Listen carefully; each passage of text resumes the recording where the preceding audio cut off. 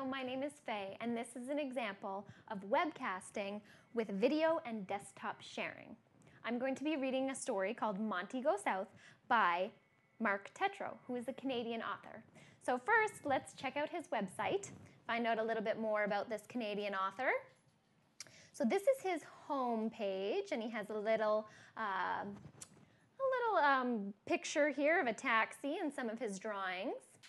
Let's continue on to find out more about him. So we'll go to About and see his bio. And then it's going to go over and it's going to show a beautiful picture of Marc Tetro, handsome man.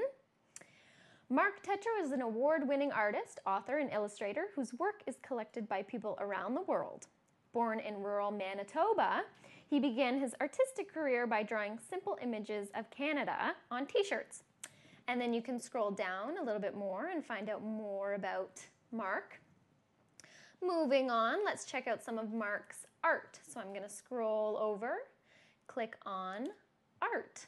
So he is not only an author, he is also an illustrator.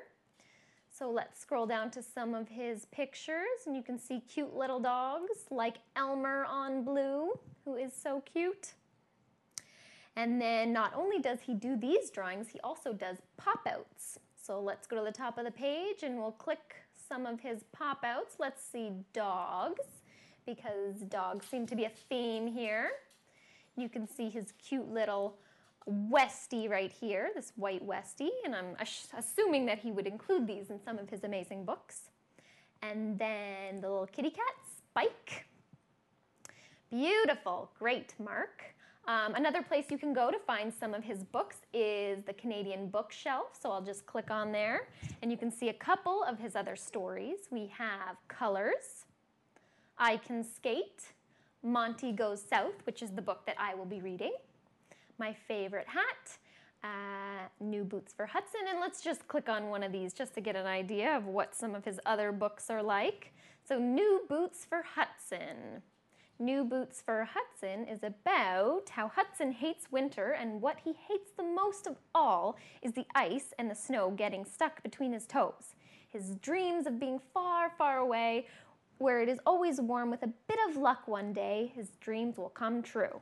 Hudson's journey from the cold of Miami, Manitoba to the heat of Miami, Florida will encourage children of all ages. So I suggest maybe you read that one as well as Montry Goes South. So we'll click over to our PowerPoint slides, which is webcasting and desktop sharing with some slides. So let's go on to Montry Goes South by Marc Tetro. Fly your own way, with a little picture of Monty. The leaves were starting to turn color, and Monty had a problem. All of his friends and family were preparing to migrate south for the winter, but poor Monty couldn't fly. He was afraid of heights. You can see Monty and his friends are packing and he can't. Poor Monty. Monty couldn't help it. He had tried flying, but he would become so dizzy and get such butterflies in his stomach that he would fall as soon as he was airborne. Monty's friends ridiculed him for walking everywhere. "Scaredy cat," they would yell. "How's the view from down there?" Maybe I'll just stay here for the winter, he thought, but he knew he would have to find a way to get south. But how? One day, all the geese gathered around to brainstorm. He could drive a car, except he didn't have a driver's license. He could go ride a skateboard, although it was much too far to go on a skateboard. Or he could go on a boat. But where on the earth would he find a boat? He thought and thought, but every idea seemed impossible. The only solution was to cure Monty of his fear of heights. He decided to consult a famous psychologist. The doctor tried a number of methods to help Monty. First, he asked him questions about his childhood and about when he first noticed his fear of heights. But talking about it didn't help. Next, he tried hypnosis. But all it did was put Monty to sleep. finally, the doctor had Monty tackle his fear head on.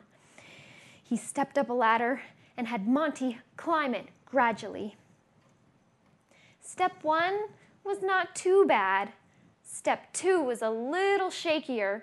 By step 3, Monty was starting to perspire, but the doctor said, "You can do it." So he took the 4th step, and he fainted straight away. Monty was losing all hope of ever conquering his fear of heights, so he decided to go for a swim. That was something he loved to do.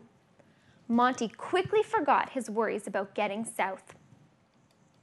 He was having so much fun, he didn't see what lay ahead. The falls!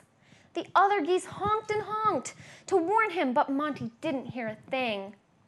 As he reached the edge of the falls, they covered their eyes, fearing the worst. That's it, as he realized that he was flying upside down. "I'm really flying!" His friends marveled at him from below. Then one by one, they all took flight. And with Monty in the lead, flying his own way, the geese headed south for the winter.